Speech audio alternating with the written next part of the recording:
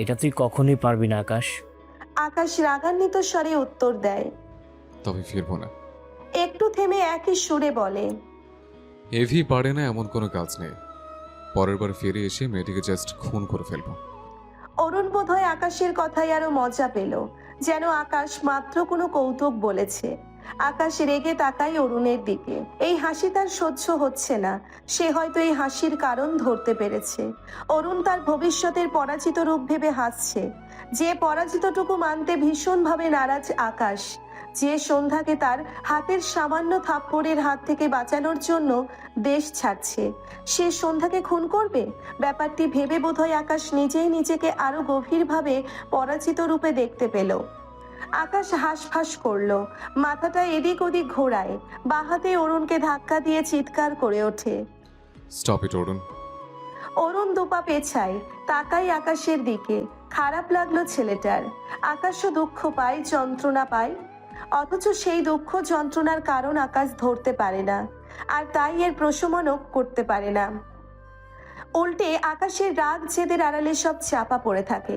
অরুণ দীর্ঘশ্বাস ফেললো, এগিয়ে এসে জিজ্ঞেস করে, তুই সন্ধ্যাকে আঘাত করতে চাস কেন আকাশ? অরুণের প্রশ্নে আকাশ আনমনা হয়। সন্ধ্যা তার দিকে শেষবার কত করুণভাবে তাকিয়েছিল। কি ছিল সেই দৃষ্টির মাঝে? আকাশ বুঝতে পারে না, শুধু বোঝে ওই দৃষ্টি তার বুকে ব্যথা বাড়ায়। মেয়েটিকে দেখলে তার মস্তিষ্ক ফেটে যাওয়ার উপক্রম হয়। কেন এমন হয়? আকাশ উত্তর খুঁজে পায় না। দৃষ্টি দূর অজানায় রেখে নিভু নিভু স্বরে বলে, ও ভীষণ জ্বালায় আমায়। আমার সব শান্তি কেড়ে নিয়েছে। ওর জন্য মাঝে মাঝে নিজেকে মেন্টাল পেশেন্ট মনে হয়। কথাগুলো বলে আকাশ ঢোক গিলল। ফ্লাইটের সময় হয়ে গিয়েছে। আকাশ আর দাঁড়ালো না, হাতের সিগারেট ছুঁড়ে ফেলে দুহাত ওভারকোটের পকেটে রেখে এগিয়ে যায়। পিছু পিছু যায় আকাশের কিছু গার্ড, যাদের মাঝে কারো কারো হাতে লাগেজ। কিছু দূর গিয়ে আকাশ কেন যেন দাঁড়িয়ে যায়। পিছু ফিরে অরুণের দিকে তাকায়, ডাকে, অরুণ। অরুণ মাথা নিচু করে কিছু ভাবছিল হয়তো। আকাশের কণ্ঠ কানে ভেসে আসতেই অরুণ মাথা উঁচু করে সামনে তাকায়, জিজ্ঞেস করে, কিছু বলবি? আকাশ কিছু বলতে চাইছে বোধহয়, কিন্তু পেটের কথা মুখে আসছে না। সে বোধহয় সন্ধ্যাকে নিয়ে কিছু বলতে চায়। বেশ কিছুক্ষণ নিজের সাথে যুদ্ধ চালিয়েও এতে সফল না হয়ে ছোট করে বলে, মায়ের খেয়াল রাখিস। আর আকাশ থামে, অরুণের আগ্রহী চোখে চেয়ে। আকাশ ফোঁস করে শ্বাস ফেলে বলে, আর ভাই। আকাশের মুখের এক্সপ্রেশন দেখে অরুণের দৃষ্টিতে তীব্র অসহায়ত্ব ফুটে ওঠে। আকাশ কথাটা বলে অন্ধকার আকাশপানে চেয়ে বড় করে শ্বাস টেনে নেয় একবার, এরপর আর দাঁড়ায় না।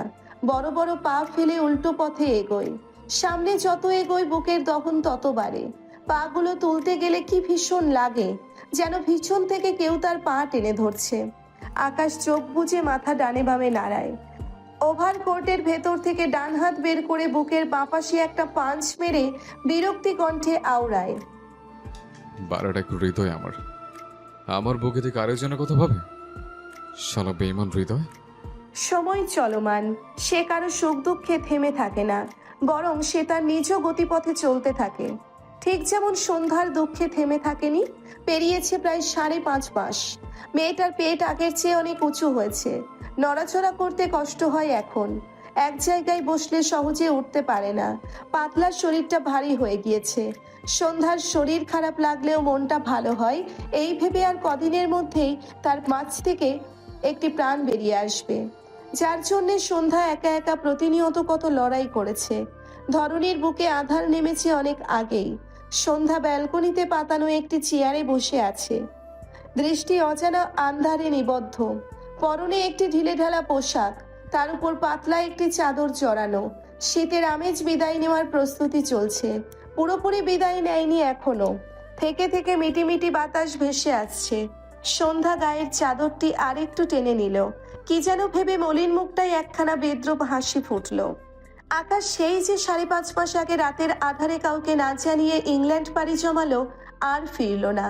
আসমানি নওয়ান কল করে কত আসতে বলেছিল, আকাশ শোনেনি। ফেরেনি আর বাংলাদেশ, সন্ধ্যার টানেও আর ফেরেনি। শিমুরা তার দাদি বাড়ি থেকে ফেরার পর তাদের সাথে আকাশ ভিডিও কলে কথা বলেছে। আসমানি নওয়ানের সাথে কলে কথা বলেছে। দূরে থেকে আকাশের কণ্ঠ শুনেছে সন্ধ্যা। সে মেনে নিয়েছিল আকাশের মাঝে বিদ্যমান তার প্রতি ভালোবাসা মুছে গিয়েছে। কিন্তু নিয়াজের বলা ভালোবাসা কখনো মরে যায় না, স্মৃতি নষ্ট হলেও ভালোবাসা সতেজ থাকে, এই কথাটা সন্ধ্যার মাথায় সব সময় ঘুরতো। এই রেস ধরে সন্ধ্যা চাতক পাখির ন্যায় চেয়ে থাকতো। আকাশ তাকে ভুলে গিয়েও সেই হারিয়ে যাওয়া ভালোবাসার টানে তার খোঁজ করবে, তার কথা জিজ্ঞেস করবে। তাকে এতখানি আঘাত করে চলে যাবার পর আকাশ নিজেও ব্যথা পেয়ে তার কাছে ফিরবে, কিন্তু সন্ধ্যার ভাবনার সাথে কিচ্ছু মেলেনি। উল্টে নিয়াজের বলা সেদিনের কথাগুলো ভুল প্রমাণিত হয়েছে। সন্ধ্যা তার বুকে মিথ্যে আশা বেঁধে এ কমাস পার করেছে। চোখ বুঝলেই শেষবার আকাশের দেওয়া থাপ্পড়গুলো ভেসে উঠত। সন্ধ্যা আবার কাঁদত। আকাশকে মনে না রাখার সেই প্রতিজ্ঞা ভুলে গিয়ে দুহাত পেতে আবারও চাইতো আকাশ তার কাছে ফিরে আসুক। সে সব ভুলে যাবে, আকাশের দেওয়া সমস্ত আঘাত মুছে ফেলবে। খুব ইচ্ছে করতো আকাশ তার মাথায় একটাবার হাত রাখুক, একটুখানি ভরসা দিক। তার পেটে তাদের বংশ বেড়ে উঠছে ভেবেই আকাশ খুশিতে আগের চেয়েও অনেক বেশি পাগলামি করুক। যখন সন্ধ্যার 7-8 মাস চলে, তখন বাচ্চাটি মাঝে মাঝে নড়ে উঠলে সন্ধ্যা ব্যথা পেয়েও ভীষণ খুশি হতো। কিন্তু সে খুশি স্থায়ী হতে পারতো না পাশে আকাশ না থাকায়। সন্ধ্যা হারিয়ে যাওয়া মূল্যবান সোনার ন্যায় হাতটাতে বিত্তে বিত্তে আকাশকে ডাকতো। কোথাও না পেয়ে সন্ধ্যার সুখগুলো মুহূর্তেই দুঃখে রূপান্তরিত হয়ে অশ্রু আকারে ঝরে পড়তো। সন্ধ্যা নিজের কাছে হেরে গিয়ে নিজেকে দেওয়া কথা খানিকের জন্য ভুলে গিয়ে আসমানি নওয়ানের সাথে গিয়ে বসতো। আকাশকে একবার বাংলাদেশে আসতে বলতে সে যাবে না আকাশের সামনে, শুধু দূর থেকে একটু দেখবে। আসমানি নওয়ান সন্ধ্যার আহাজারি দেখে আকাশকে কল করত, খুব জরুরি তলবে ডাকতো, একবার আসতে বলতো। আকাশ প্রতিবার নাকচ করে দিয়েছে। শেষবার আসমানি নওয়ান আকাশকে দেশে ফেরার জন্য অনেক জোর করলে আকাশ বলে, ওই সন্ধ্যা মেয়েটাকে আগে বাড়ি থেকে বের করো, নয়তো ফিরবো না। যতদিন ওই মেয়েকে বাড়িতে জায়গা দেবে ততদিনের জন্য ভুলে যাও তোমার একটা ছেলে আছে। সন্ধ্যা আসমানি নওয়ানের পাশে বসেছিল। আসমানি নওয়ান কথা বললেই সন্ধ্যা তার আম্মার পাশে বসতো। আসলে সন্ধ্যার বড্ড মানসিক শান্তির প্রয়োজন ছিল, যা তার আকাশকে ঘিরে ছিল। এজন্যই মেয়েটা আকাশের কণ্ঠ শুনতে পাওয়ার সুযোগ কখনো হাতছাড়া করতো না। একটুখানি শান্তি পাওয়ার আশায় দূর থেকে আকাশকে এক নজর দেখার আর্জি করত। আসমানি নওয়ানকে ঠেলতো তার ছেলেকে বলতে সে যেন দেশে ফিরে আসে। কিন্তু গত 1 মাস আগে আকাশের বলা সেই কথাটা সন্ধ্যাকে একদম পাথর রূপান্তরিত করে দিল। আকাশের বলা সেই কথাটা শুনে সন্ধ্যা সেদিন আর কাঁদল না, একটা কথাও বলল না। কি দারুণ নীরব থেকে আসমানি নওয়ানের পাশে দখল করে বসা জায়গাটি থেকে প্রস্থান করেছিল। এরপর আর আকাশকে ফিরতে বলেনি, উল্টে সে চলে যেতে চেয়েছিল এই বাড়ি থেকে। আসমানি নওয়ানকে বলেছিল, আম্মা, আমি ভাইয়ার কাছে চলে যাব, তুমি তোমার ছেলেকে ফেরত দিতে বলো। আসমানি নওয়ানের সেদিন কি হয়েছিল কে জানে। সন্ধ্যাকে জড়িয়ে ধরে নিঃশব্দে চোখের পানি ফেলেছিল, বেঁধে আসা গলায় বলেছিল, আমার সবাই হারিয়ে গেছে জান্নাত। কয়েকটা ছেলে মেয়ে আছে আমার, সবাইকে ছাড়া আমি অপূর্ণ। তোরা ছাড়া আমার আর কেউ নেই, তার মধ্যে তুই আমার একটা মা। আমাকে রেখে যাস না মা, আমি সব ঠিক করে দিব, আমায় একা করে দিস না। সন্ধ্যা আসমানি নওয়ানের চোখের পানি দেখে নিভে গিয়েছিল। মেনে নিয়েছিল আসমানি নওয়ানের কথা। কি করে ফেলতো এই মানুষটার কথা? তার ভাইয়ের পর এই মানুষটা তার দ্বিতীয় আশ্রয়স্থল, যে তাকে কত শত বিপদ থেকে বাঁচিয়ে বুকে আগলে নিয়েছে। সন্ধ্যা তার আম্মার বুকে আবারও থেকে গিয়েছে। তবে সেদিনের পর থেকে সন্ধ্যা আকাশ শব্দটাও মুখে উচ্চারণ করেনি, কিভাবে যেন কাঁদতেও ভুলে গেল। আজ থেকে 5.5 মাস আগে বলা কথাগুলো প্রায় 4.5 মাস পর সত্যি সত্যি বাস্তবায়ন করে ফেললো বোধহয়। দারুণ এক শক্ত মানবীতে পরিণত হয়েছে গেল সন্ধ্যা। কি জানি কতটুকু পেরেছে, তবে সেই পাগলামিগুলো আর করা হয় না। শিমু বা কেউ আকাশ নামটা উচ্চারণ করলে সে নীরবে জায়গাটি প্রস্থান করে। ইদানিং অপ্রয়োজনেই হাসে, কিন্তু প্রয়োজনেও আর কাঁদে না, আসে না কান্না। হয়তো চোখ দুটো মরুভূমি পছন্দ করে ফেলেছে। 12 মাস বৃষ্টি কার ভালো লাগে? ফলস্বরূপ প্রয়োজনেও চোখ দুটোই আর পানি জমে না। আকাশের ভালোবাসার দিনগুলোর কথা ভাবলে সন্ধ্যার মনে হয় আর 5জন মানুষের সুখময় জীবনে কিছু খারাপ স্মৃতি থাকলে তাকে তারা স্মৃতির পাতায় দুঃস্বপ্ন হিসেবে অখ্যায়িত করে রাখে। আর তার দুঃখময় জীবনে অল্প কিছু সুখময় স্মৃতি ছিল, যা আকাশের ভালোবাসা ঘিরে নাম দুঃস্বপ্ন। ভেঙে গিয়েছে সেই দুঃস্বপ্ন, আকাশের ভালোবাসাও হারিয়ে গেছে। ফিরে এসেছে না পাওয়া দুঃখ ভরা জীবন, যা তার ভাগ্যের খাতায় মোটা কালিতে লিপিবদ্ধ। পুরনো কিছু স্মৃতিচারণ করে সন্ধ্যা দীর্ঘশ্বাস ফেলে। প্রাণহীন দৃষ্টিজোড়া তারাই জ্বলতে থাকা আকাশ পানে। আর 1 সপ্তাহ পর তার ডেলিভারির ডেট দিয়েছে। সন্ধ্যা কাপড়ের উপরেই তার উঁচু পেটটাই হাত রাখে, চোখ বুজে শ্বাস নেয় প্রশান্তির। আর 1 সপ্তাহ পর এই প্রাণটাকে সে ছুঁতে পারবে। তার জীবনের সবকিছু, তার বেঁচে থাকার অবলম্বন, তার পিছু টান, তার সবকিছু। এই প্রাণ ছাড়া আর কোনো কিছুর পিছু টান নেই। আলট্রাসোনোগ্রাফিতে জানা গিয়েছে তার ছেলে হবে। সন্ধ্যা আকাশকে ঘিরে বিষাদটুকু গিলে আগ্রাম ছেলের জন্য এক বুক প্রশান্তির শ্বাস টেনে আওড়ায়। আমার আব্বা, আমার বেঁচে থাকার অনুপ্রেরণা তুমি, আমার রাজপুত্র। আরো কিছুক্ষণ পেরোলে সন্ধ্যা ঘরে চলে আসে। বসে বসে এশার নামাজ আদায় করে। এরপর শরীরটা বিছানায় মেলে দেয়। আজকাল বড্ড দুর্বল লাগে শরীর, ক্লান্তিতে ভরপুর থাকে। কিছুক্ষণের মাঝেই সন্ধ্যা ঘুমিয়ে যায়।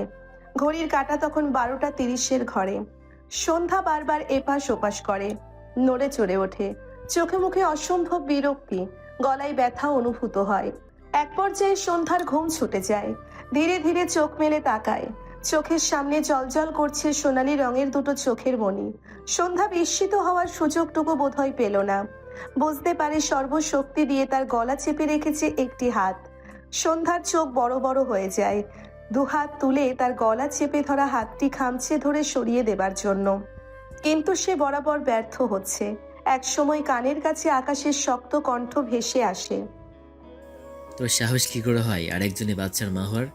বেঈমান, তোর বাচ্চাকে না মেরিয়ে দম নেব না আমি। সন্ধ্যা ছটফট করে, 2 চোখ বেয়ে জল গড়িয়ে পড়ে। নিঃশ্বাস চিরতরে বন্ধ হওয়ার উপক্রম। তখনই সন্ধ্যার গলা থেকে হাত সরে যায়। সন্ধ্যা সমানে কাঁদতে থাকে। কয়েক সেকেন্ডের মাথায় সে কাঁদতে কাঁদতে আশেপাশে তাকায়। কাউকে দেখতে পায় না। পাশে আসমানি নওয়ানের ঘুম ভেঙে যায়। উঠে বসেন তিনি। এগিয়ে এসে বিচলিত কণ্ঠে বলে, জান্নাত, কি হয়েছে তোর? কথাটা বলতে বলতে সন্ধ্যাকে টেনে বসাতে নিলে সন্ধ্যা আসমানি নওয়ানকে জড়িয়ে ধরে হাউমাউ করে কেঁদে ওঠে। সন্ধ্যার এহেন কাণ্ডে ভদ্রমহিলা থমকায়। সন্ধ্যাকে জড়িয়ে ধরে জিজ্ঞেস করে, কি হয়েছে মা? কি হয়েছে বল। সন্ধ্যা কিছু বলতে পারে না। মেয়েটা শুধু কাঁদছে তো কাঁদছেই। হঠাৎই পিছু একটা ভাঙার শব্দ ভেসে আসে। আসমানি নওয়ান দরজার দিকে তাকায়। আবছা আলোয় দেখলো দরজা পুরোপুরি খোলা। ভদ্রমহিলা অবাক হয়। তিনি সবসময় দরজা ফিরিয়ে ঘুমায়, তাহলে এইভাবে খুলে গেল কিভাবে? আর ডাইনিং এর দিকে ওটা কি ভাঙলো? আসমানি নওয়ান চেঁচিয়ে ওঠেন। কে? সন্ধ্যার কান্নার তোড় কমে এসেছে। আকাশের বলা কথাটা কানে বাজছে। মেয়েটার দম বন্ধ লাগে। সন্ধ্যা আসমানি নওয়ানের বুক থেকে মাথা তোলে। ধীরে ধীরে বিছানা থেকে নেমে দাঁড়ায়। আসমানি নওয়ান তাকায় সন্ধ্যার দিকে। সে দ্রুত বিছানা থেকে নেমে ঘরের লাইট জ্বালায়। সন্ধ্যার দিকে খেয়াল করলে দেখলো মেয়েটার শরীর কাঁপছে। আসমানি নওয়ান সন্ধ্যার দিকে এগিয়ে আসার আগেই সন্ধ্যা চিৎকার করে বলে, তোমার জানোয়ার ছেলে আমার বাচ্চাকে মারতে এসেছিল আম্মা। আমার বাচ্চাকে বাঁচতে দিবে না সে। এটুকু বলতে গিয়ে সন্ধ্যা আবারও কান্নায় ভেঙে পড়ে। আজ কতগুলো দিন পর চোখের বাঁধ ভাঙল তার। তার ছোট্ট প্রাণ পৃথিবীতে আসার আগেই নিজের স্বামীর মুখে যখন বাচ্চাকে মেরে ফেলার হুমকি আসে, তখন সে নিজেকে কিভাবে সামলাবে? সে তো আকাশকে ঘিরে বিষাদ গিলে তার ছোট্ট প্রাণ নিয়ে বাঁচতে চেয়েছিল। এখন সেই বাচ্চার দিকেও আঙ্গুল উঠে গেল। সন্ধ্যা ভেতরে ভেতরে গলা কাটা মুরগির ন্যায় ছটফটালো। কাঁদতে কাঁদতে বলল, আমি তোমার ছেলের কি ক্ষতি করেছি আম্মা, বলতে পারো? আমি তো বলেছি আমি আর তার সামনে যাব না, আর কোনোদিন চাইবো না আমি তাকে, আর কোনোদিন পাগলামি করব না, করিও না আমি। তাহলে কেন সে আমার বাচ্চাটার দিকে হাত বাড়ায় আম্মা? আমার জীবনটা আর কত নরক বানালে তোমার ছেলের শান্তি হবে? আমার বাচ্চার কিছু হলে আমি মরে যাব আম্মা, আমি মরে যাব। কাঁদতে কাঁদতে সন্ধ্যার হেঁচকি উঠে গিয়েছে। আসমানি নওয়ান স্তব্ধ হয়ে শোনে সন্ধ্যার কথাগুলো। সন্ধ্যা এসব কি বলছে? তার মাথায় কিছু ঢুকছে না। ঢোক গিলে বলে, এসব কি বলছিস মা? আকাশ তো এখানে নেই, তোর হয়তো এগুলো মনের ভুল। সন্ধ্যা রেগে হাতের কাছে একটি জগ পেয়ে পানি ভর্তি জগ ছুঁড়ে ফেলে চেঁচিয়ে বলে, একদম আমাকে পাগল বানানোর চেষ্টা করবেন না। আমি স্পষ্ট দেখেছি তোমার ছেলের সোনালি চুল, স্পষ্ট শুনেছি তোমার ছেলের কণ্ঠ। আমার আমার গলা চেপে ধরে বলেছিল আমার বাচ্চাকে না মেরে দম নেবে না। আমার বাচ্চার কিছু হলে আমি কিন্তু তোমার ছেলেকে বাঁচতে দিব না আম্মা। আমার বাচ্চা। সন্ধ্যার কথা জড়িয়ে আসে। পেটে যন্ত্রণা শুরু হয়। ডান হাতে পেট চেপে ধরে, চোখ মুখ কুঁচকে নেয়, বাঁ হাতে দেওয়াল ঠেস দিয়ে ধরে। আসমানি নওয়ান কিছু কিছু বলতে গিয়েও থেমে যায়। মেঝেতে দৃষ্টি গেলে সন্ধ্যার পায়ের কাছে রক্তের ছড়াছড়ি, যা ইতিমধ্যে গড়িয়ে মেঝেতে অনেকটা ছড়িয়ে পড়েছে। ভদ্রমহিলা ভয়ে আঁতকে ওঠে, দ্রুত পায়ে এগিয়ে আসে সন্ধ্যার দিকে। এদিকের সন্ধ্যার পেটের যন্ত্রণা বেড়ে যায়। টিকতে না পেরে সে দেওয়াল ধরে ধরে বসে পড়ে। আসমানি নওয়ান সন্ধ্যার পাশে বসে দুহাত গালে রেখে ভীত কণ্ঠে বলে, এসব কি হচ্ছে মা? কি হয়েছে তোর? তীব্র ব্যথায় সন্ধ্যার চোখ থেকে পানি গড়িয়ে পড়ে। বহু কষ্টে ব্যথাতুর আওয়াজে উচ্চারণ করে, আমার অনেক পেট ব্যথা করছে আম্মা। মনে হচ্ছে আমি মরেই যাব। আমার বাচ্চাকে বাঁচাও আম্মা। কথাটা বলতে বলতে সন্ধ্যা মোচড়ামুচড়ি শুরু করে। এক পর্যায়ে শব্দ করে চেঁচিয়ে ওঠে। মেয়ের এমতো অবস্থায় আসমানি নওয়ানের দিশেহারা লাগে। হাঁসফাঁস কণ্ঠে বলে, একটু দাঁড়া মা, আমি অরুণকে ডাকছি। কথাটা বলে আসমানি নওয়ান দ্রুত উঠে দাঁড়ায়। বড় বড় পায়ে ঘর থেকে বেরিয়ে অরুণের ঘরের দিকে যেতে নিলে সামনে আকাশকে দেখে আসমানি নওয়ানের পায়ের তলার মাটি সরে যায়। বিস্ময়ে চোখ দুটো বড় হয়ে যায়। আকাশের পরনে স্যুট প্যান্ট, পাশে একটা লাগেজ। দেখে বোঝা যাচ্ছে সে মাত্র লাগেজ নিয়ে বাসার ভেতর প্রবেশ করেছে। এতদিন এত করে বলতো, অথচ আকাশকে দেশে আনতে পারেনি। আজ হঠাৎ আসার কারণ কি? সবচেয়ে বড় ব্যাপার, সন্ধ্যার বলা কথাগুলো তার কানে বাজছে। তবে কি আকাশ সত্যিই সন্ধ্যার বাচ্চাকে মারতে? আসমানি নওয়ান আর ভাবতে পারেন না। আকাশের কপালে ভাঁজ। দৃষ্টি একবার তার মা তো একবার তার মায়ের ঘরের দিকে। মায়ের ঘর থেকে চেঁচানোর আওয়াজ আসছে। আকাশ ভ্রু কুঁচকে জিজ্ঞেস করে, চিৎকার করছে কে? আসমানি নওয়ান কথা বলার ভাষা হারিয়েছে। তার মাথা ঝিমঝিম করছে। মায়ের নীরবতায় আকাশ বিরক্ত হয়। মায়ের পাশ কাটিয়ে আকাশ এগিয়ে যায় আসমানি নওয়ানের ঘরের দিকে। ঘরের ভেতর দোপা আসলে দৃষ্টি আটকায় মেঝেতে আধশোয়া হয়ে থাকা সন্ধ্যার দিকে, যে ডান হাতে পেট চেপে কাতরাচ্ছে। মেয়েটার চারদিকে রক্তে ছড়াছড়ি, যা সাদা টাইলসে স্পষ্ট বিদ্যমান। আকাশ বিস্মিত নয়নে চেয়ে আছে। সন্ধ্যার অবস্থা দেখে তার মস্তিষ্ক ফাঁকা মনে হলো। বুকের বাপাসটায় সেই চিরাচরিত ব্যথার সঞ্চালন হয়, যে ব্যথা থেকে বাঁচতে এই কয়মাস ইংল্যান্ড শহরে ঘুরে হাজারটা উপায় খুঁজেছে। ওদিকে এত চিৎকারে অরুণের ঘুম ভেঙেছে। সে ঘর থেকে বেরিয়ে আসে। আওয়াজটি আসমানি নওয়ানের ঘর থেকে আসতে বুঝতে পেরে অরুণ দ্রুত পা চালায়। দরজায় দাঁড়ানো আসমানি নওয়ানের উদ্দেশ্যে বলে, আন্টি কি হয়েছে? চিৎকার করছে। কথাটা বলতে বলতে অরুণ ঘরের ভেতর প্রবেশ করে। প্রথমে আকাশকে দেখে অবাক হয়, তবে সে অবাকতা চাপা পড়ে সামনে সন্ধ্যার এমন করুণ অবস্থা দেখে। অরুণ বিস্ময় কণ্ঠে আওড়ায়, সন্ধ্যা?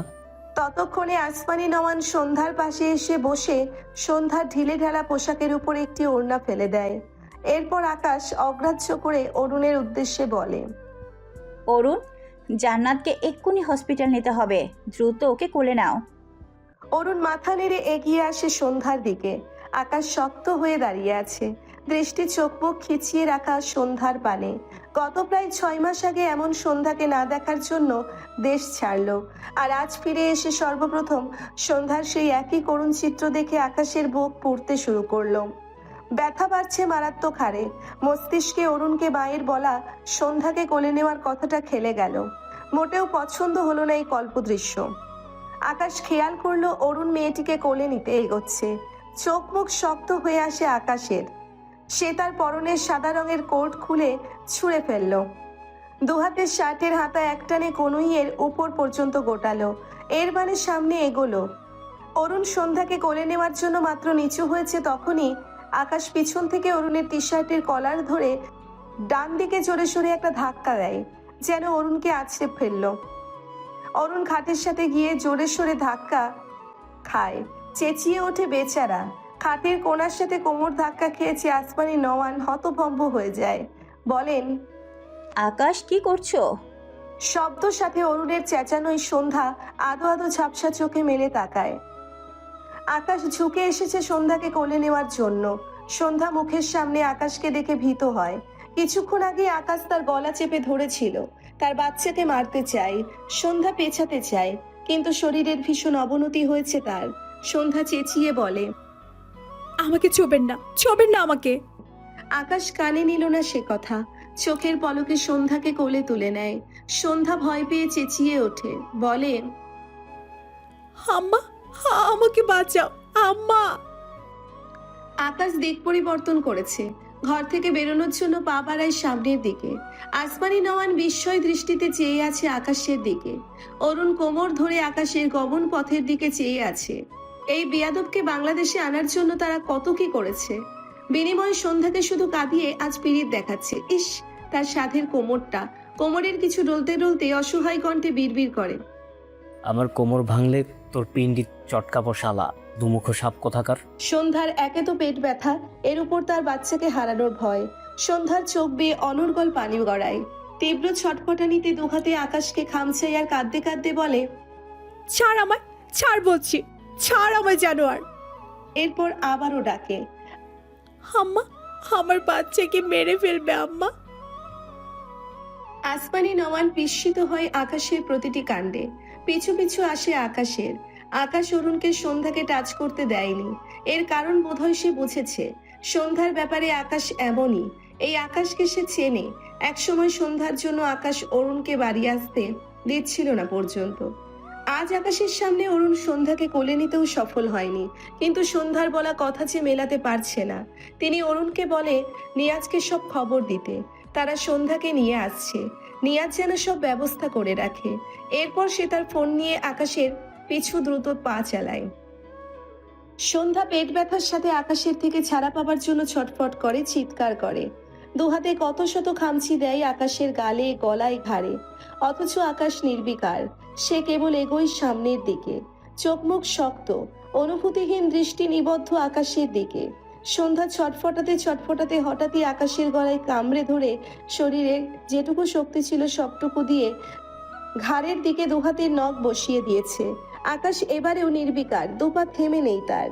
বাড়ির মেইন গেট থেকে বের হয়। সন্ধ্যা এক পর্যায়ে আকাশের গলায় বসানো দাঁত আলগা করে ফুপিয়ে ওঠে। আজ থেকে প্রায় 6 মাস আগে যেমন পরাজিত সৈন্যের ন্যায় আকাশের সামনে থেকে ফিরে গিয়েছিল, তেমনি আজ বোধহয় হেরে গিয়ে ছেলেকে নিয়ে এই দুনিয়া ছাড়তে হবে। সন্ধ্যা আরেকবার মুচড়ে ওঠে আকাশের কোলে। আকাশের হাতের গতিবিধি শক্ত করে, রোবটের ন্যায় গ্যারেজের দিকে এগিয়ে যায়। বাইরে দাঁড়ানো গার্ডগুলো আকাশের কোলে এক মেয়েকে দেখে অবাক হয়। আকাশ গার্ডদের উদ্দেশ্যে কঠিন বাণী ছুড়ে দেয়, বাঁচতে চাইলে গাড়ির দরজা খোল, ফাস্ট। দুজন গার্ড আকাশের আগে আগে দৌড়ে যায় গ্যারেজের দিকে। গাড়ির পিছনের দরজা খুলে দিলে আকাশ সন্ধ্যার গাড়ির ব্যাক সিটে সন্ধ্যাকে শুইয়ে দেয়। সন্ধ্যার নাজেহাল অবস্থা, দু চোখ বেয়ে জল গড়ায়, অসহায় কণ্ঠে বিড়বিড়িয়ে আওড়ালো, আমার বাচ্চাকে মারবেন না, দয়া করুন, দয়া করুন, আমি আপনাকে হার চাইবো না। আকাশকে শুনল সন্ধ্যার কথা, কি যে তার মুখাবয়ব দেখে বোঝা যায় না। ইতিমধ্যে চোখ দুটো লাল হয়ে গিয়েছে। লালিত চোখ দিয়ে একবার কাতরানো সন্ধ্যার দিকে তাকায়। এরপর সে দ্রুত গাড়ির বাইরে বেরিয়ে আসে, শব্দ করে গাড়ির দরজা লাগায়। সোজা হয়ে দাঁড়িয়ে গাড়ির অপর পাশে দাঁড়ানো গার্ডদের দিকে তাকায়। ডান হাত তুলে ক্যাচ ধরার ভঙ্গি করলে একজন গাড়ির চাবি ছুঁড়ে দেয়, কিন্তু অবাক করা বিষয় গাড়ির চাবি আকাশের হাতে আসলো না। তার হাত বরাবর আরেকটি হাত উঁচু দেখায়। সেই হাত চাবিটি ক্যাচ ধরে নেয়। আকাশ ডান দিকে ফিরলে তার মাকে দেখে অবাক হয়। আসমানি নওয়ান চাবিটি ডান হাতের মুঠোয় শক্ত করে ধরে আকাশের দিকে তাকিয়ে দৃঢ় কণ্ঠে বলে, সরি মাই সান, আমি তোমাকে বিশ্বাস করি না। আমার মেয়ের জন্য যেটুকু করেছো এর জন্য অবশ্যই আমি কৃতজ্ঞ। এখন দূরে থাকো। কথাগুলো বলে আসমানি নওয়ান বড় বড় পায়ে এগিয়ে গিয়ে গাড়ির ড্রাইভিং সিটে বসে পড়ে। সময় নষ্ট না করে দ্রুত গাড়ি স্টার্ট দেয়। পেছনের সিট থেকে সন্ধ্যার আহাজারি ভেসে আসলে আসমানি নওয়ানের বুকটা ভারী হয়। গাড়ি ব্যাকে নিয়ে গিয়ে গতিপথ ঘোরায়। স্টিয়ারিং ঘোরাতে ঘোরাতে সন্ধ্যার উদ্দেশ্যে সান্ত্বনা বাড়ি ছুড়ে। এই তো যাচ্ছি মা, একটু ধৈর্য ধর। সন্ধ্যা বাহাতে গাড়ির সিট শক্ত করে ধরে রেখেছে, ডান হাতে পরনের কাপড় ধরেছে। অসহনীয় ব্যথায় মুখ নীল বর্ণ হয়ে উঠেছে, চোখের পানি ফেলে আর করুণ কণ্ঠে আওড়ায়। আমি মনে হয় বাঁচবো না আম্মা, দয়া করে আমার বাচ্চাকে বাঁচাও। আসমানি নওয়ানের চোখ ঝাপসা হয়, গাড়ির গতি বাড়ায়, বুকটা কাঁপছে তার। সন্ধ্যা আর তার বাচ্চা ঠিক থাকবে তো? আল্লাহর কাছে খুব করে চাইলো তার মেয়ে নাতি যেন সুস্থ হয়ে এই দুনিয়ার বুকে বুক করে শ্বাস নিতে পারে। আকাশ স্তব্ধ হয়ে দাঁড়িয়ে দেখলো মায়ের চালানো গাড়িটি অদৃশ্য হতে।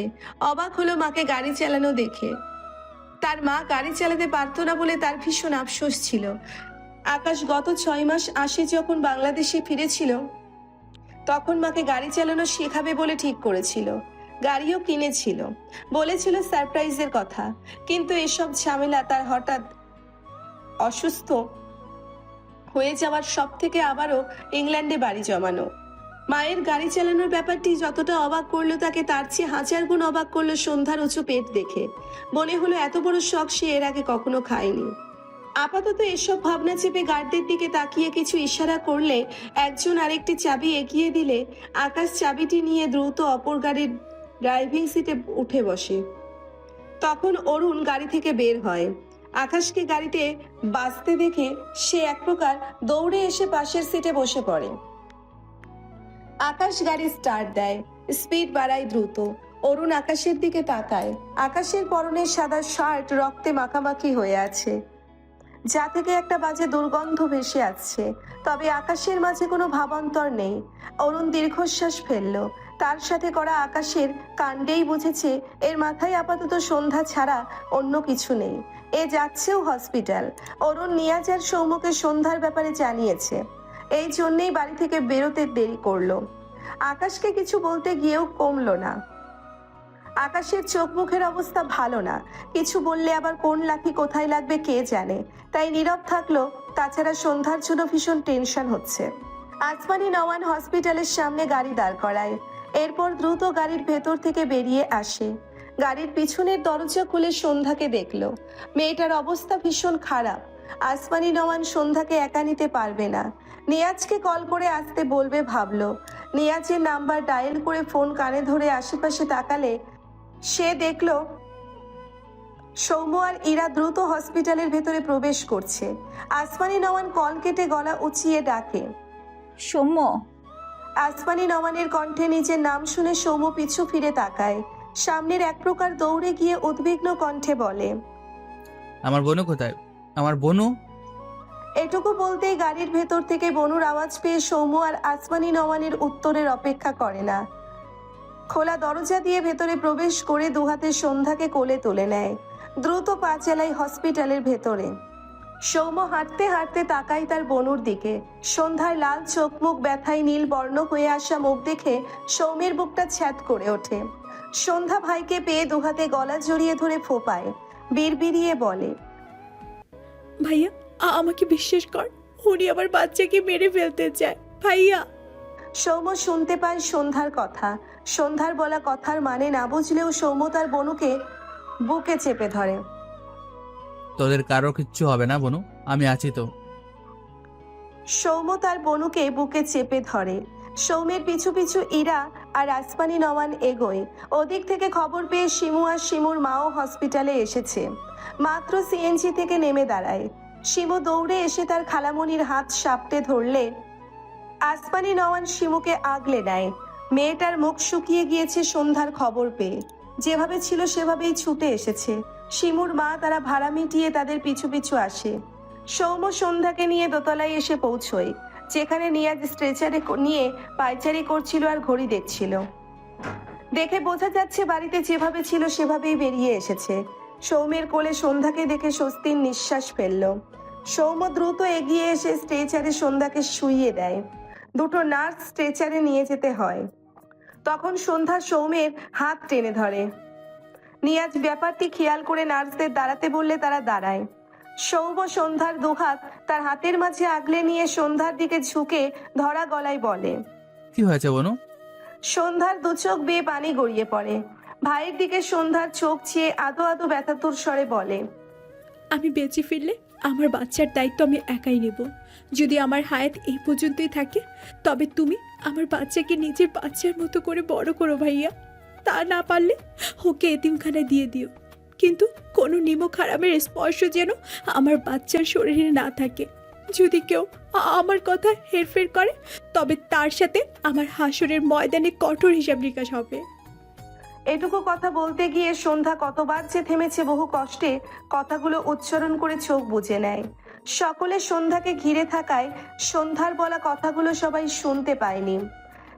নিমক হারাম দ্বারা যে আকাশকে বুঝিয়েছে এটা সবাই বুঝেছে। সন্ধ্যা আকাশকে নিয়ে আর পাগলামি না করলেও এ ধরনের কথা বলেনি। আজ হঠাৎ এমন কথা বলার কারণ বুঝলো না, তবে আসমানি নওয়ান বোধহয় বুঝলো। কান্নারা উগলে আসতে চাইলো, চোখ বুজে নিজেকে সামলে নিতে চায়। সৌম্য সন্ধ্যার মাথায় একটা চুমু খেয়ে বেঁধে আসা গলায় বলে, আমার বোনের কিচ্ছু হবে না, আমি অপেক্ষা করছি, তুই ফিরে আয়। সন্ধ্যা চোখ বুজে নিয়েছে। এই কঠিন মুহূর্তে এসেও নিজের উপর বিদ্রুপ হাসতে ভুলল না মেয়েটা। খুব করে চাইলো সে না বাঁচলেও তার বাচ্চাটা বাঁচুক, আর সে খুব সৌভাগ্য নিয়ে আসুক। তার মতো যেন তার সন্তানের ভাগ্যে এত দুর্ভোগ না থাকে। নিয়াজ তারা দিলে নার্সরা স্ট্রেচার নিয়ে অপারেশন থিয়েটারে নিয়ে যায়, যেখানে ডক্টররা অপেক্ষারত সন্ধ্যার। তারা সিচুয়েশন শুনেই বলেছে ইমিডিয়েট সিজার করতে হবে, নয়তো মা বাচ্চা দুজনের জীবনই ঝুঁকিতে। সৌম্য ছটফটালো। বনুর গলা অপারেশনের সময়ও এত ছটফট লাগেনি। তার বনুর কিছু হলেও সে নিঃশ্বাস নিবে কি করে? সৌম্য পরনের রক্তমাখা শার্ট খুলে ছুঁড়ে ফেলল। উদাম গায়ে ছুটল। যেখানে গেলে তার বনুর জীবন ভিক্ষা পাবে সে তো সেখানেই যাবে। চুপ করে দাঁড়িয়ে থাকবে কি করে? বনু জীবনের সাথে লড়বে, সে এই দুহাত কাজে লাগাবে না? এ হয়? ঝাপসা চোখ জোড়া বারবার দুহাত দ্বারা ডোলে পরিষ্কার করতে করতে সৌম্য বেরিয়ে যায় হসপিটাল থেকে। ইরা নীরবে দেখলো সৌম্যের প্রস্থান। সে বোধহয় জানে সৌম্য কোথায় ছুটল। আকাশ হসপিটালের সামনে এসে গাড়ি থামালে অরুণ কিছু না বলেই বেরিয়ে যায়। আকাশ সময় নিয়ে বের হয় গাড়ি থেকে, হসপিটালের দিকে তাকায়। মেয়েটি এখানেই আছে। ওর অবস্থা ভালো ছিল না। আকাশের ছটফট লাগে। সে দ্রুত পা চালায় হসপিটালের দিকে। দোতলার করিডোরে এসে দাঁড়িয়েছে আকাশ। তার ফ্যামিলির সবাইকে এখানে দেখলো, কেন যেন আর সামনে এগোলো না, চুপচাপ দাঁড়িয়ে রইল। আশেপাশের অনেকে বাঁকা চোখে আকাশকে দেখছে। আকাশের সেসবে ধ্যান নেই। ধ্যান বোধহয় আপাতত অদৃশ্য সন্ধ্যাতে। অপারেশন থিয়েটারে গাইনির ডক্টর আছে 3 জন, তাছাড়া নার্স। নিয়াজের সেখানে প্রয়োজন নেই। সে গাইনির ডক্টর নয়, তবে গাইনির ডক্টর হলেও সে থাকতো না, কারণ চক্ষু লজ্জা। সন্ধ্যাকে সে বোনের চোখে দেখে, সন্ধ্যাও তাকে ভাই মানে। দুজনের জন্যই ব্যাপারটি লজ্জাজনক হতো। এজন্য সে সব ব্যবস্থা করে দিয়ে বাইরে সবার সাথে অপেক্ষা করছে। আসমানি নওয়ানের থেকে বাসায় ঘটে যাওয়া কাহিনী শুনল নিয়াজ। সে নিজেও বুঝতে পারল না। সন্ধ্যার কাছে কেউ তো এসেছিল, আর সন্ধ্যার কথা অনুযায়ী আকাশে। নিয়াজ একবার ভাবলো সন্ধ্যার মনের ভুল, আবার ভাবছে আসমানি নওয়ানও বুঝেছে কেউ এসেছিল তার ঘরে। তার ঘর থেকে বেরিয়ে আকাশকেই দেখেছে। কিন্তু আকাশ সন্ধ্যার বাচ্চাকে কেন মারতে যাবে, তাও আবার লুকিয়ে? সৌম্যের সাথে শত্রুতাই যেখানে সবাইকে দেখিয়ে করে, সেখানে এই কাজ লুকিয়ে করবে, এটা বিশ্বাসযোগ্য নয়। সবচেয়ে বড় কথা, আকাশের ক্যারেক্টারের সাথে এটা যায় না। নিয়াজ আকাশকে এতটুকু তো চেনে। ভাবনার মাঝেই নিয়াজের দৃষ্টি করিডোরের দিকে পড়লে আকাশকে চোখে পড়ে। সে উঠে দাঁড়ায়, এগিয়ে এসে আকাশের সামনে দাঁড়ায়। আকাশ নিয়াজকে দেখে উদ্বিগ্ন কণ্ঠে জিজ্ঞেস করে, মেয়েটি কোথায়? নিয়াজ তাকালো আকাশের ব্যথিত মুখের দিকে। খেয়াল করলো দুর্গন্ধযুক্ত রক্তমাখা শার্ট আকাশের পরনে, অথচ আকাশের ধ্যান জ্ঞান এদিকে নেই। নিয়াজ অবাক হলো না। আকাশ চলে যাবার পর সন্ধ্যা সবসময় বলতো, নিয়াজ ভাইয়া, আপনি আমাকে মিথ্যে বলেছিলেন, আকাশ আমায় আর ভালোবাসে না। নিয়াজ চুপচাপ শুনতো, তার কাছে উত্তর ছিল না। কিন্তু এই আকাশকে দেখে মনে হলো তার কথা শুধু 100% নয়, 1000% সঠিক। নিয়াজকে চুপ দেখে আকাশ নিয়াজকে একটা ধাক্কা দিয়ে বলে। ও কোথায় বল। নিয়াজ উত্তর দেয়। অপারেশন থিয়েটারে। আকাশ ঢোক গিলে বলে। ও সত্যি প্রেগনেন্ট ছিল? নিয়াজ উত্তর দেয়। হুম। এরপর কণ্ঠে অবাকতা ফুটিয়ে বলে। তুমি জানতে না সন্ধ্যা প্রেগনেন্ট? নিয়াজের হুম শব্দটি শুনে আকাশের বুকে চিনচিন ব্যথা হলো। ঢোক গিলে বলে। জানতাম না। কখন জেনেছো সন্ধ্যা প্রেগনেন্ট? ঘরে গিয়ে ওকে মেঝেতে পড়ে কাতরাতে দেখে বুঝেছি। নিয়াজ অবাক হয়ে বলে। তুমি সত্যি বলছো? আকাশ রেগে বলে। আমি মিথ্যা বলি না। নিয়াজ স্বস্তির নিঃশ্বাস ফেলল। সে এই আকাশকেই চেনে। ওই ছেলেটা তবে আকাশ নয়, তাহলে ও কে? আর এই কথা সন্ধ্যা বিশ্বাস করবে তো? আকাশ ছটফটানি কণ্ঠে জিজ্ঞেস করে। এখন কেমন আছে? নিয়াজ তাকায় আকাশের দিকে। ছেলেটা নিজেও জানে না ও সন্ধ্যাকে ঠিক কতটা ভালোবাসে। নিয়াজ যেমন হতাশ হয় তেমনি খুশিও হয়। তখনই একজন নার্স এসে নিয়াজকে জানায় সন্ধ্যা আর বাচ্চা আউট অফ ডেঞ্জার, তবে টাইম লাগবে সন্ধ্যা আর বাচ্চাকে কেবিনে দিতে। কথাটা শুনে নিয়াজ স্বস্তি পায়। আসলে নিয়াজ বলে রেখেছিল কিছুক্ষণ পর পর তাকে আপডেট জানাতে। আকাশ এপাশ ওপাশ হাঁটছিল আর বুক ডলছিল।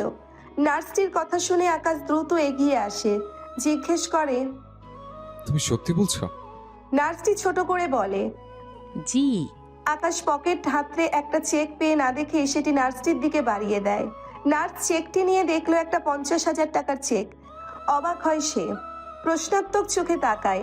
আকাশ কিছু বলার প্রয়োজন বোধ করলো না, যেন কাউকে পাওনা মিটিয়ে দিল। নিয়াজ আকাশের কাণ্ড দেখে হেসে ফেলে।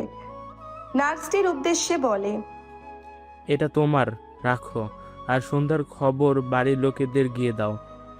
নার্সের মুখ চকচকে হয়ে ওঠে। একটা সামান্য খবর দিয়ে এমন মোটা অঙ্কের টাকাই প্রথম পেল। সে খুশি মনে চলে যায়। আকাশ বিরক্ত চোখে নিয়াজের দিকে চেয়ে আছে। নিয়াজ নিজেকে সামলে বলে। ভালোই, চালিয়ে যাও। আকাশ ভ্রুকুচকে বলে। কি চালাবো? নিয়াজ দীর্ঘশ্বাস ফেলল। আকাশকে কিছু বললে স্বীকার করে না, উল্টে রেগে যায়। আকাশকে দোষ দেয় না সে, সবই ভাগ্য। অতঃপর গলা ঝেড়ে বলে। না, কিছু না। আকাশ প্রশ্ন করে। মেয়েটির হাজবেন্ডকে আর বাচ্চার বাবাকে? নিয়াজ মৃদু হাসল। আকাশের কাঁধে হাত রেখে বলে। দেখা যাক সন্ধ্যার হাজবেন্ড আর বাচ্চার বাবা নিজ থেকে কবে ওদের সামনে আসে। যেদিন আসবে সেদিন তোমার সাথে সন্ধ্যার হাজবেন্ডের পরিচয় করিয়ে দেব। আকাশের বুকের বাপাসটায় চিনচিন ব্যথার পরিমাণ বাড়ল। নিয়াজ বলে। সন্ধ্যার হাজবেন্ড প্লাস সন্তান সত্যিই আছে ভেবে তুমি দুঃখ পাচ্ছ? আকাশ হসপিটাল থেকে বেরিয়ে যেতে যেতে বলে। Maybe not. আমি ভেবেছিলাম ও সিঙ্গেল।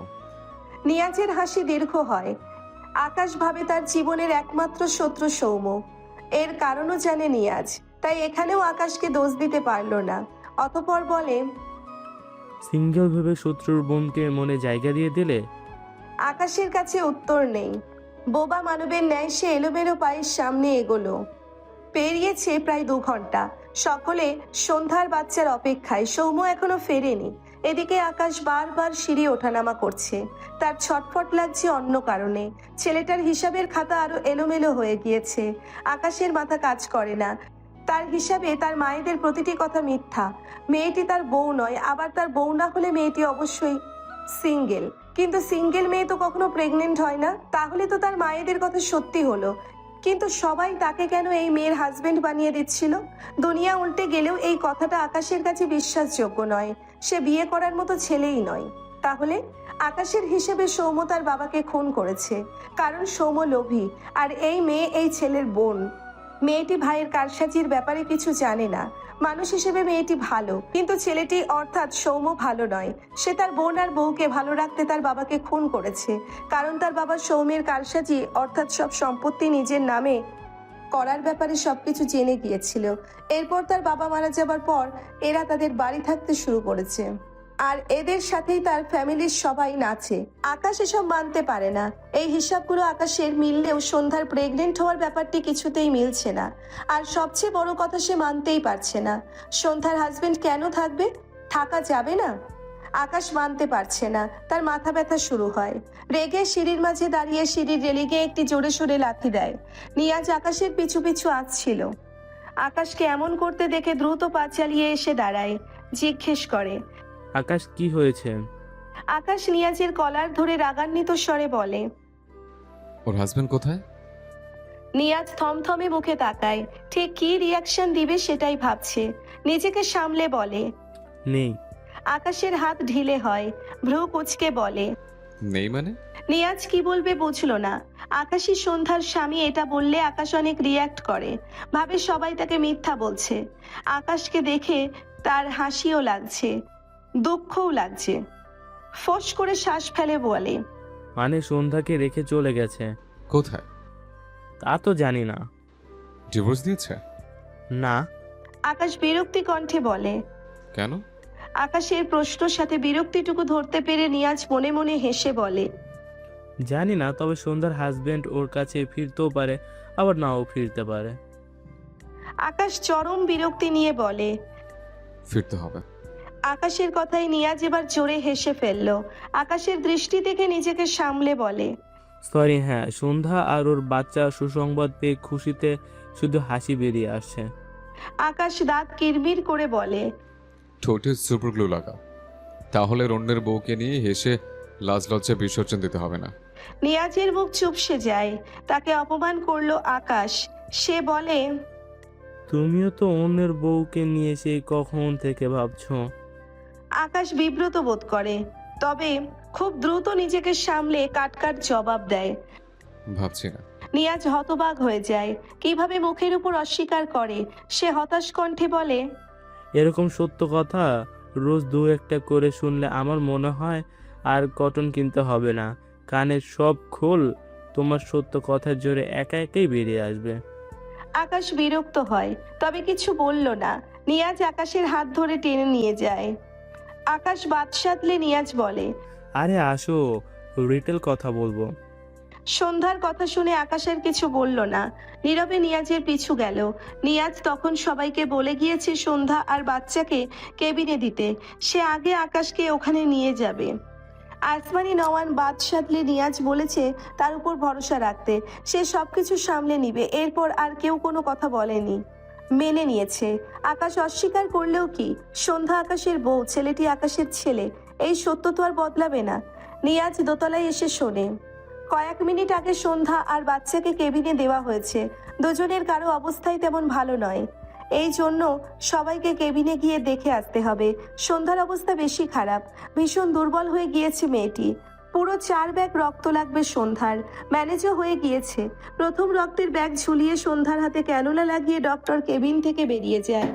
নিয়াজ আকাশকে নিয়ে কেবিনের দরজা ঠেলে ভেতরে প্রবেশ করে।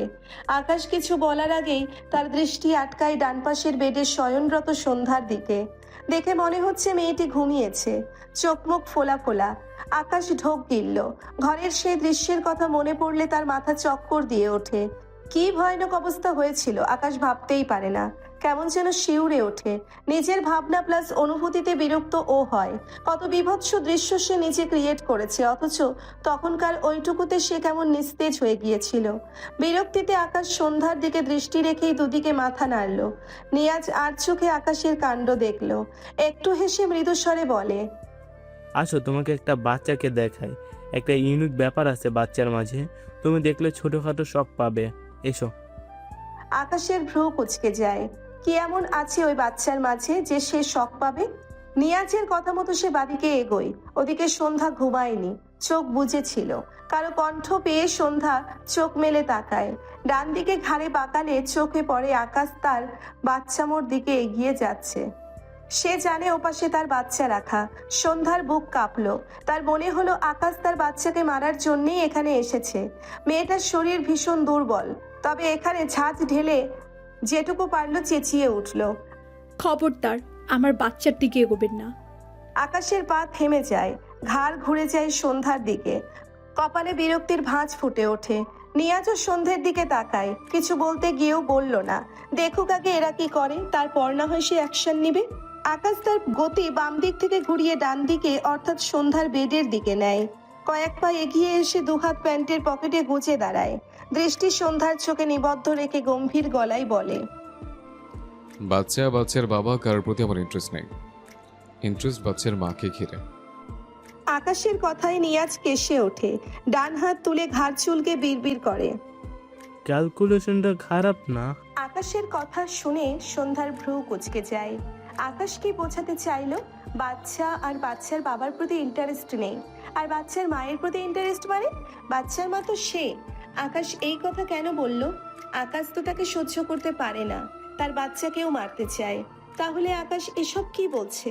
সন্ধ্যার সব এলোমেলো লাগলো। আকাশের মুখাবয়ব গম্ভীর, সে তীক্ষ্ণ দৃষ্টিতে চেয়ে আছে সন্ধ্যার দিকে। সন্ধ্যার শুকনো মুখটা তার ভালো লাগলো না। মনে হলো এই হসপিটালের ডক্টরগুলো মেয়েটির উপর অত্যাচার করেছে, এই জন্য মেয়েটির অবস্থা করুণ। চোখ দুটো কি ভীষণ লাল। আকাশ বিরক্তি কণ্ঠে ডাকে। নিয়াজ, নিয়াজ ছোট করে বলে। হ্যাঁ, ডক্টর তো পেমেন্ট করবে না, মনে থাকে জানো। নিয়াজ অবাক হয়ে বলে, কেন? ওরা পেশেন্টদের ট্রিটমেন্ট এখনো ঠিকঠাক পারে না, আর ওর ট্রেনিং নিতে হবে। নিয়াজ তবদা খেয়ে যায়। তার এত বড় বড় স্যাররা সন্ধ্যার অপারেশন করলো, আর আকাশ বলছে তাদের আরো ট্রেনিং নিতে হবে। সে বলে, বুঝলাম না। আকাশ এখনো সন্ধ্যার দিকে চেয়ে। সন্ধ্যা অবাক চোখে চেয়ে আছে আকাশের দিকে। আকাশ সন্ধ্যাতে দৃষ্টি রেখেই বিরক্তি কণ্ঠে বলে, যে ডক্টররা অপারেশন করতে কি পেশেন্টদের হার্ট করে, তাদের ডক্টর হওয়ার যোগ্যতা নেই, বুঝছো? নিয়াজ কেশে ওঠে। আকাশের দৃষ্টি যে সন্ধ্যাতে তা দেখেছে, সাথে আকাশের ধ্যান ধারণাও সন্ধ্যাকে ঘিরে এটাও বুঝেছে। না মানা বউটার প্রতি কি সিরিয়াস ভাবা যায়? অপারেশনের পর কোনো রোগী আরামে থাকে? কিন্তু আকাশের বউ বাচ্চা জন্ম দেওয়ার পর ব্যথা পাচ্ছে বলে আকাশ কি সুন্দর ডক্টরদেরই মূর্খ বানিয়ে দিচ্ছে। নিয়াজ বা খাড়া হয়ে কেবল দেখলো আকাশকে। আকাশের অযৌক্তিক কথায় সন্ধ্যার চোখে মুখে বিরক্তি ফুটে ওঠে। চোখ সরিয়ে নেয় আকাশের থেকে। তখনই কেবিনে একে একে সকলে প্রবেশ করে। আসমানি, নওয়ান, তার বোন তারা, ইরা, শিমু সকলে প্রবেশ করে। নিয়াজ মূলত ইশারায় ডেকেছে সবাইকে। শিমু ওকে দিয়ে সন্ধ্যাকে দেখে দৌড়ে আসে বাচ্চার কাছে। একটা ছোট্ট দোলনার মতো জায়গায় বাচ্চাটিকে শুইয়ে রাখা হয়েছে। শরীরে কিচ্ছু নেই। কি সুন্দর ফুটফুটে এক বাচ্চা, অনবরত হাত পা নাড়াচ্ছে, বড় বড় চোখে তাকিয়ে আছে। ছোট্ট তুলতুলে বাচ্চাটিকে দেখে শিমু নিজেও যেন বাচ্চা হয়ে গেল। খুশিতে হাত পা কাঁপছে বলে মনে হলো। শিমুর মুখ দিয়ে অস্ফুট স্বরে বেরিয়ে আসে, কি সুন্দর। এদিকে ইরা ধীরে সুস্থে সন্ধ্যার কাছে এসে সন্ধ্যার মাথায় হাত বুলিয়ে দেয়। সন্ধ্যা চোখ ঘুরিয়ে তার সৌম্য ভাইয়াকে খুঁজল। মানুষটার অনুপস্থিতি দেখে সন্ধ্যা ইরাকে জিজ্ঞেস করে, ভাইয়া কোথায় ভাবি? ইরা মৃদু হেসে বলে, সে তার বোনের জন্য দোয়া আনতে গিয়েছে, বুঝলে? কথাটা শুনে সন্ধ্যার বুকে প্রশান্তির ঢেউ খেলে যায়। সে কেন তার ভাগ্যের দোষ দেয়? তার সৌম্য ভাইয়ার মতো ভাই কি হতভাগীরা পায়? পায় না। সৌম্য ভাইয়ার মতো ভাইয়া পেতে অনেক সৌভাগ্য নিয়ে জন্মাতে হয়। তার হাজারটা দুঃখের মাঝে তার সৌম্য ভাইয়া এক টুকরো সুখ।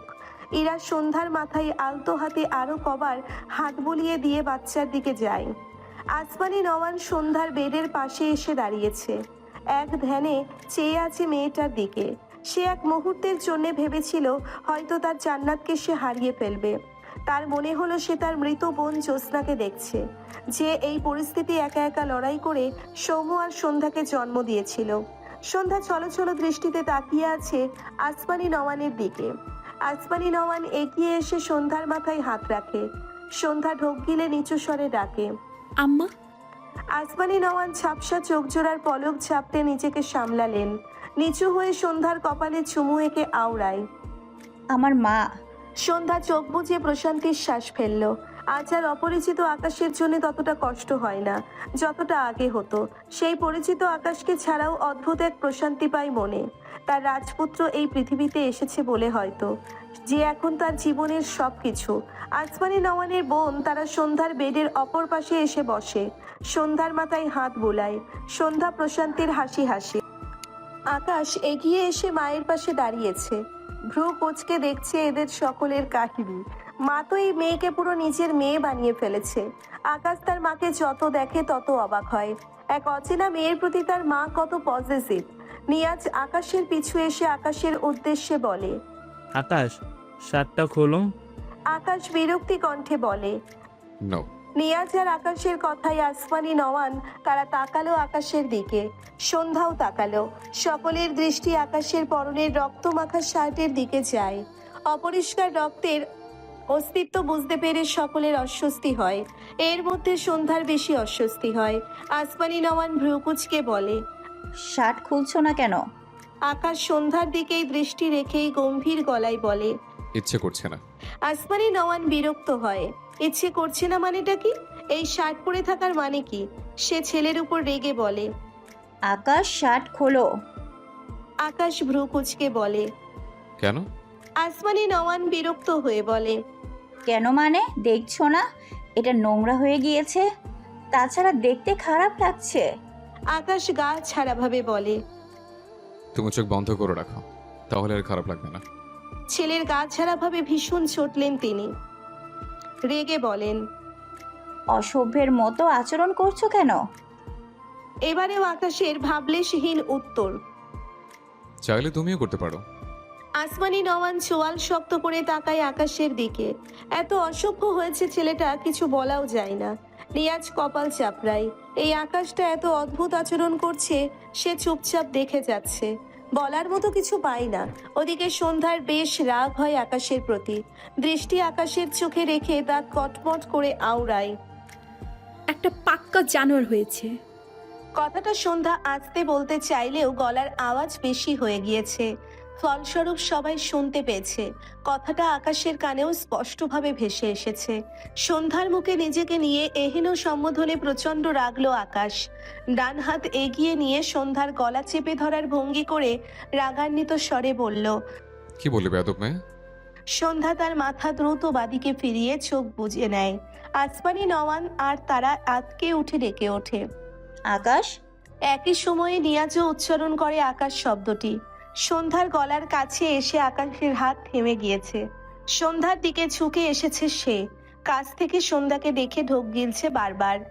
আকাশকে থেমে যেতে দেখে সকলে স্বস্তির নিঃশ্বাস ফেলে। আকাশ হাত সরিয়ে নেয়, ইচ্ছে করেই সন্ধ্যার মুখের উপর ঝুঁকে পড়ে। আকাশের গরম নিঃশ্বাস সন্ধ্যার মুখের উপর আছড়ে পড়ে।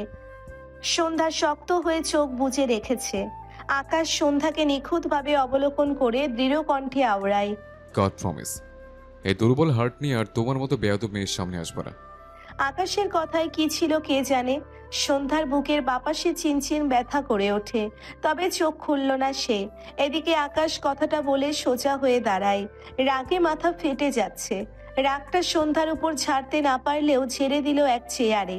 পায়ের কাছে একটি চেয়ার দেখে সেথায় জোরে সোরে একটা লাথি মেরে হনহন করে বেরিয়ে যায় কেবিন থেকে।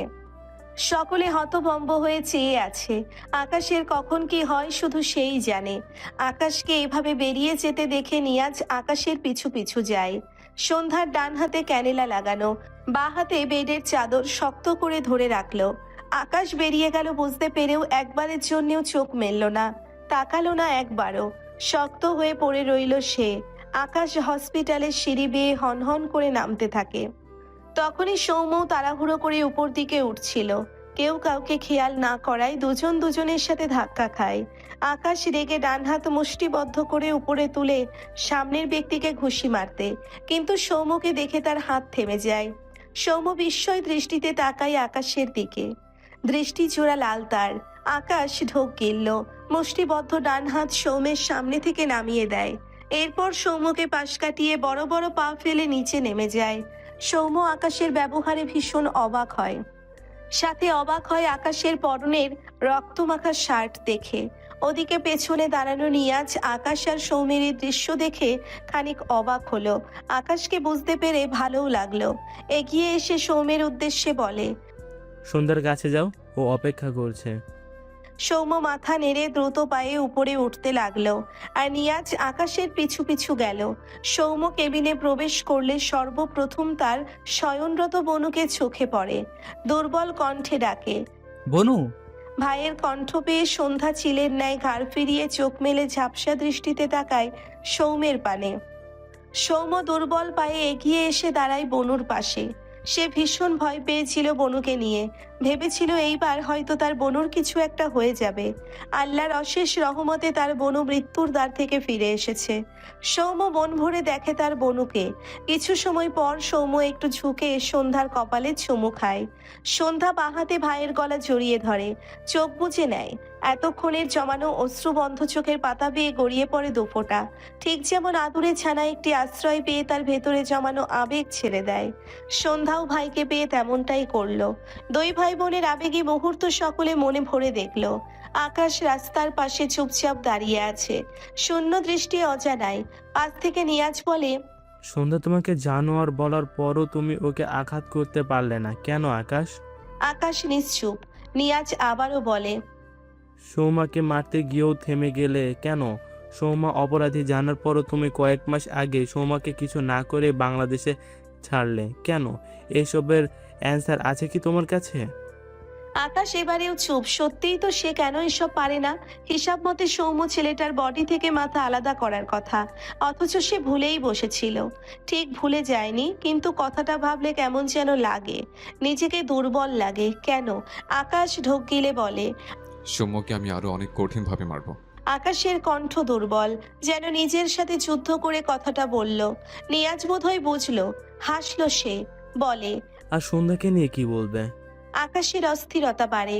সে যা করতে চায় তা পারে না। কতবার দেশে এসে মেয়েটিকে আঘাত করে তার নিজের অবস্থাই খারাপ হয়ে গিয়েছিল। এখন তো সেই মেয়েটিকে আঘাত করার কথা ভাবতেও পারে না। কেন এমন হয়? এর উত্তর আকাশের কাছে নেই, একেবারেই নেই। নিয়াজ আকাশের কাঁধে হাত রেখে বলে, একটা কথার উত্তর দিবে আকাশ? আকাশ চুপ থাকলো। নিয়াজ আবারও বলল, তুমি গত 4 থেকে 5 বছর কোথায় কি করেছো সেসব দিনের কথা তোমার মনে আছে? আকাশ কিছু ভাবছে। সে মাঝে মাঝে এসব মেলাতে পারে না। মায়ের সাথে রাগ করে সে ইংল্যান্ড যাওয়ার পর ইংল্যান্ডে তার একটা অ্যাক্সিডেন্ট হয়েছিল। এরপর তো আর মনে নেই। তারপর হঠাৎ একদিন নিজেকে ইংল্যান্ডের হসপিটালের বেডে আবিষ্কার করলো, যেখানে জেডি ছিল। সে জেডিকে মারলো, আর তারপর দেখলো চোখের পলকে কেটে গিয়েছে বছর। তার অবাক লাগছিল। ইংল্যান্ডে তার নিজস্ব এক বিজনেস ছিল, মাফিয়া লিডের সঙ্গে সে যুক্ত ছিল। সবকিছু সচল ছিল, সব জায়গায় নিজের অস্তিত্ব খুঁজে পেল। যখন যেখানে যা প্রয়োজন হয়েছে তখন সেখানে উপস্থিত ছিল। অর্থাৎ ইংল্যান্ডের বিজনেসম্যানদের সাথে মাফিয়াদের সাথে গত বছরের সব ফুটেজ ছিল। সে তারিখের হিসাব মেলাতে সেসব ফুটেজ চেক করলে সব জায়গায় নিজেকে দেখেছে, মিটিং থেকে শুরু করে সকল কাজে। শুধু সে মনে করতে পারে না সেসব। এরপর সে ডক্টরের সাথে দেখা করলে তাকে ইংল্যান্ডের ডক্টর থেকে জানানো হয় তার একটা ছোটখাটো অ্যাক্সিডেন্টের কারণে কিছু কিছু স্মৃতি মনে আসে না। আকাশ ডক্টরের কথা শুনে বুঝেছিল তার এমন হওয়ার কারণ। এরপর তাকে তার ইংল্যান্ডের এক ফ্রেন্ড জানায় বাংলাদেশে তার ফ্যামিলির ব্যাপারে। তাকে জানায় এক ছেলে তার বাবাকে মেরে ফেলেছে সম্পত্তির লোভে, আর সেই ছেলে সৌম্য, যে শিবুকে প্রাইভেট পড়াতো। আকাশের বিশ্বাস হয়নি। সৌম্যকে সে যথেষ্ট ভালো ছেলে হিসেবে চিনত, কিন্তু প্রমাণ পাওয়ার পর তার বিশ্বাস হয়েছে। নিজের চোখে অবিশ্বাস করবে কিভাবে? তার সেই ফ্রেন্ড আরও জানায় সে বাংলাদেশে ফিরলে সবাই তাকে বলবে সৌমের বোন তার বউ, মেয়েটির পেটে তার বাচ্চা। এছাড়াও ওরা তার খালাতো ভাই বোন। আকাশ বাংলাদেশে এসে সত্যি সত্যি সবকিছু মিল পেল। তার ফ্রেন্ড যা যা বলেছিল সব মিলে গিয়েছিল। সে বুঝতে পারে না সবাই তাকে মিথ্যে কেন বলে। তার ফ্যামিলি যা বলে সেসবের কোনো প্রমাণ নেই। তার ফ্যামিলি বলে সে গত 5 বছর বাংলাদেশে ছিল, অথচ সে ফুটেজে স্পষ্ট দেখেছে সে ইংল্যান্ডের মাটিতে গত 5 বছর রাজত্ব চালিয়েছে, ঠিক সেভাবে যেভাবে মাস্টার্স করতে গিয়ে ইংল্যান্ডে এসবের সাথে জড়িয়েছিল। তার মায়েরা বলে সে বাংলাদেশে ছিল, তার বাবার জানাজা সে নিজে দাঁড়িয়ে পড়েছিল, অথচ সে ফুটেজ চেক করলে সেই দিনও নিজেকে ইংল্যান্ডের মাটিতে দেখতে পায়। এরপর তার ফ্যামিলি আরও বলে তার বাংলাদেশে অ্যাক্সিডেন্ট হয়েছিল, বিমান ক্র্যাশ হয়েছিল। তার ফ্যামিলি তাকে যে ডেট বলেছে সেই ডেটে সে ইংল্যান্ডে অনেক বড় ডিল ফাইনাল করেছে, তার সাইন আছে সেখানে। এমনকি ফুটেজও সে নিজেকে সেদিন ইংল্যান্ডে দেখেছে। তার ফ্যামিলি যা বলে একটা কিচ্ছুর প্রমাণ নেই। বিমান ক্র্যাশের একটা নিউজ বা ভিডিও পর্যন্ত নেই। একটা ছোট্ট প্রমাণ দিতে পারেনি তার ফ্যামিলি। সে কিভাবে বিশ্বাস করবে তার ফ্যামিলির বলা কথাগুলো? উল্টো দিকে তার ফ্রেন্ডের বলা প্রতিটি কথার প্রমাণ আছে। প্রমাণগুলো বলে দেয় সে মায়ের সাথে রাগ করে চলে যাবার পর আর বাংলাদেশে ফেরেইনি, অথচ সবাই বলে সে নাকি সন্ধ্যাকে বিয়ে করেছে। তাছাড়া সে বিয়ে করার মতো ছেলেও নয়, আর না তো সেসবের প্রমাণ আছে। উল্টে গত কয়েক বছর সে ইংল্যান্ডে বিরাজ করেছে, সেই সবের হাজারটা প্রমাণ তার কাছে আছে। কিন্তু এসব অনুভূতির নাম কি? সব মিলিয়ে তার নিজেকে মাঝে মাঝে পাগল লাগে। একদিকে হাজার হাজার প্রমাণ, আর একদিকে তার ফ্যামিলি। সে কাকে বিশ্বাস করবে? তার কেন সেসব দিনের কথা মনে নেই?